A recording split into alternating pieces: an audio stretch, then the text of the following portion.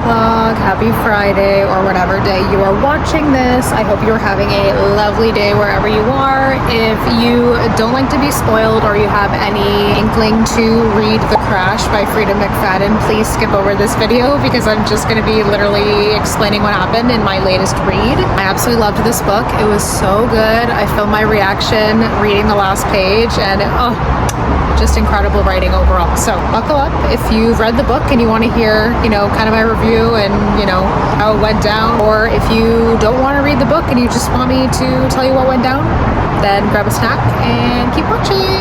Oh, and if you're not subscribed, please subscribe. Hello, what are you doing if you're not subscribed? What the fuck? And if you like my videos, please share them with someone that you think would also like them, or share them with someone that you don't like, because any engagement is helpful. I'm just kidding. Okay, let's get on with the vlog, shall we?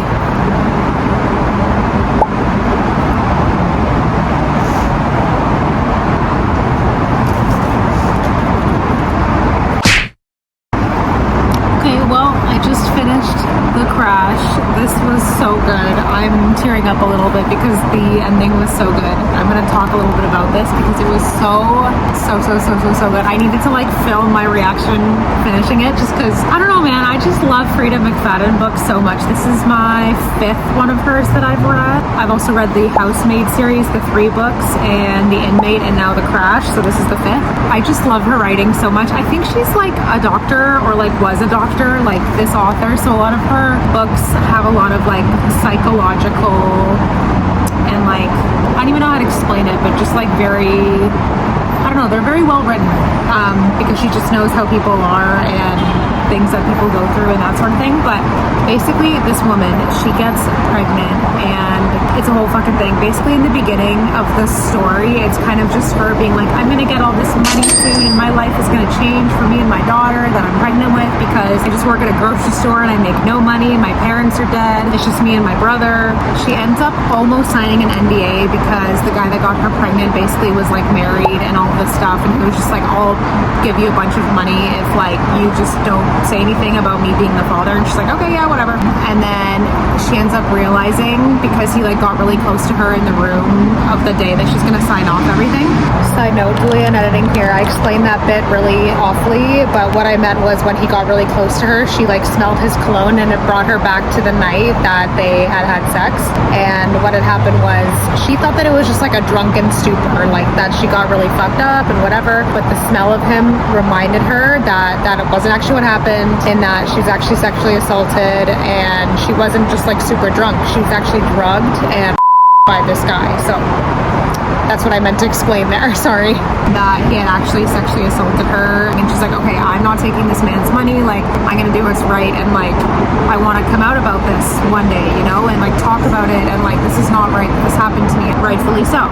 She ends up going to meet her brother, which, really quick side note, her brother is, or was, an Olympic skier or something. He had a really good future ahead of him with skiing and all of this stuff. He ended up getting in an accident when he went to go comfort his sister one day or something after she had just got out. That was rude.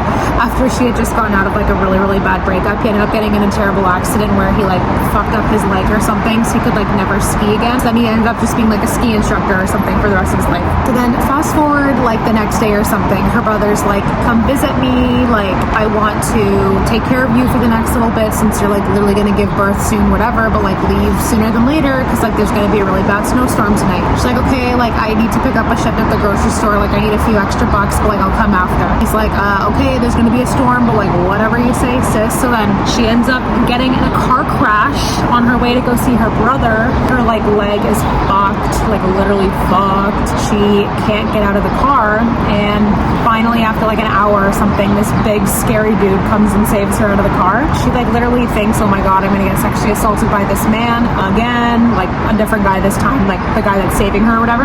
Ends up not being the case. However, he takes her home to his home where his wife lives with him, and she's oh my god, a woman's here, thank god I'm gonna be okay, whatever. Turns out his wife, his name is Hank, his wife's name is Polly. Polly ends up having a ton of trauma because her and Hank have never been able to have children before, and she's I'm gonna hold this lady hostage and I'm gonna have her baby, basically. Like, I'm gonna take her baby from her. Insane. Hank is like, girl, no, what the fuck? We need to take her to a hospital. Her leg is broken. It's gonna be infected, all of this shit. Like, she's literally 8.5 months pregnant. Like, no, take her to a hospital.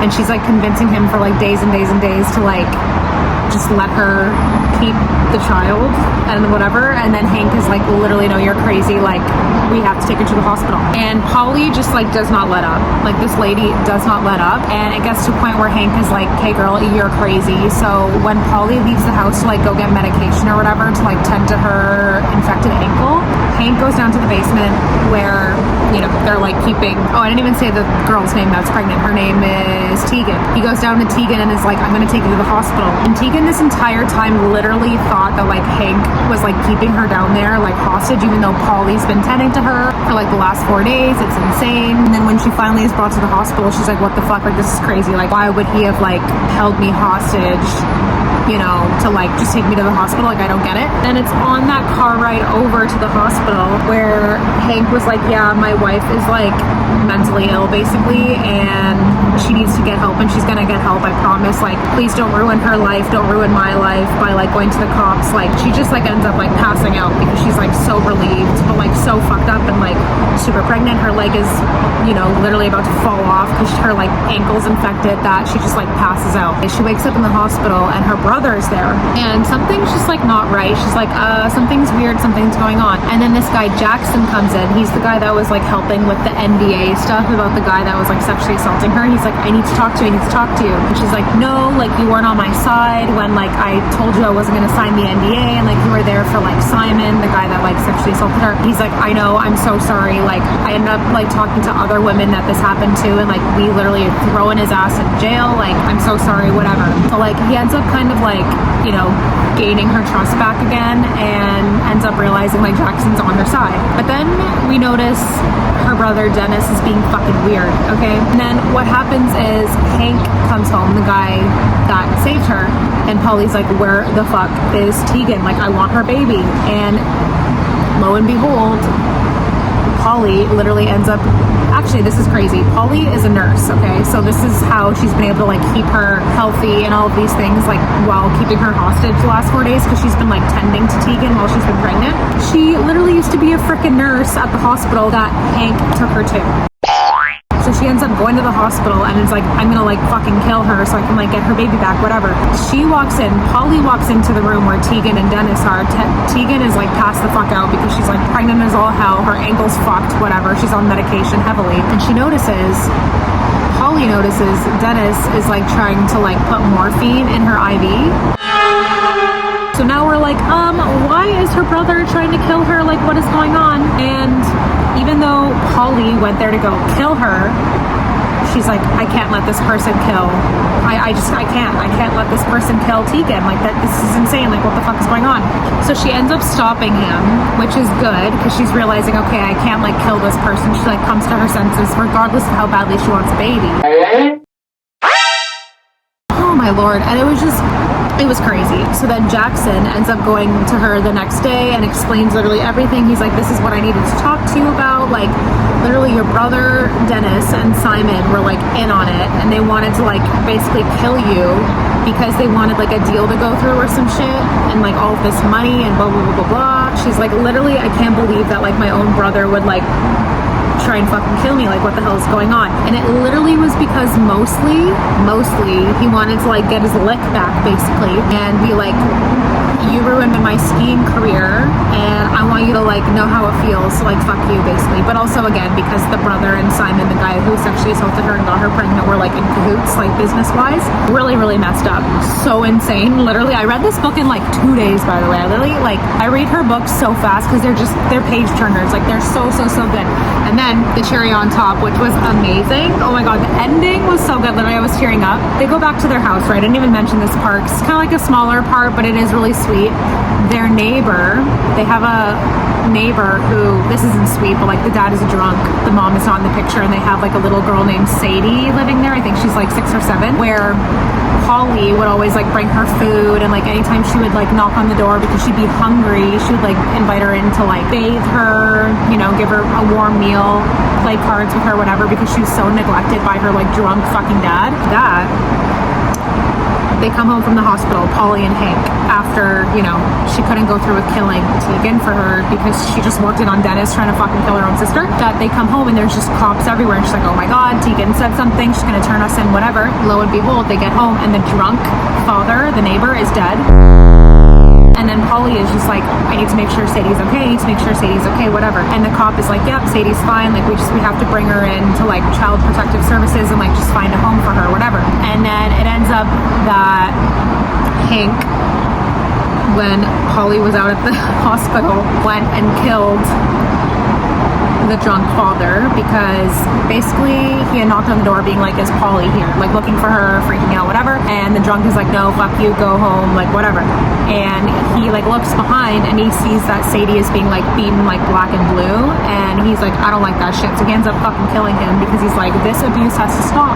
And then fast forward like a year or whatever, they end up adopting Sadie and everybody wins. Tegan ends up, having her child, and her and Jackson end up getting together because he, gained a little bit more respect for Jackson because he apologized and got Simon thrown into jail. Dennis obviously went to jail for attempted murder for trying to murder his own fucking sister. Hank and Polly get the child that they were never able to have because of infertility issues. So very, very good book. I'm obsessed. Oh my god, so good. I definitely want to read some more Freida McFadden books in the future. I definitely want to read The Boyfriend and Divorce next. I've heard those two are really, really, really good. So I'm gonna go to my local library and probably snatch them up because I kind of like forgot that the library was a thing. I've been like out here like buying books or like borrowing from like my sister or whatever, but I'm like, oh my god, I can just like go to the library and like get a book for free. So I'm gonna do that, but so good. Oh my god. Okay, also I've just been like ranting for the last like 18 minutes about this. I'm looking at my timestamp that I've been recording forever. Also, it is a Sunday as I'm filming this, and I don't know, I just feel like the weekends go by so fucking fast. I feel like weekends should be significantly longer, at least a day, okay? At least a day longer. I feel like you cannot get enough done in 2 days. All that I've been doing literally all day though is just sitting here and reading my book. But still, I deserve another day of just sitting and reading my book. Okay, anyways, I think this is just going to be a vlog about me reviewing this book. But yeah, literally 10 out of 10. I loved it. I can't wait to read her other books next. Oh, I am so obsessed. I cannot wait. But thank you for listening to me, spoil the book and just talk about my love for Freida McFadden. She is fucking awesome. And yeah, I'll see you guys in the next vlog. I just wanted to geek out about that. So thank you so much. Okay, if you're not subscribed, please subscribe and I'll see you in the next one. Bye-bye.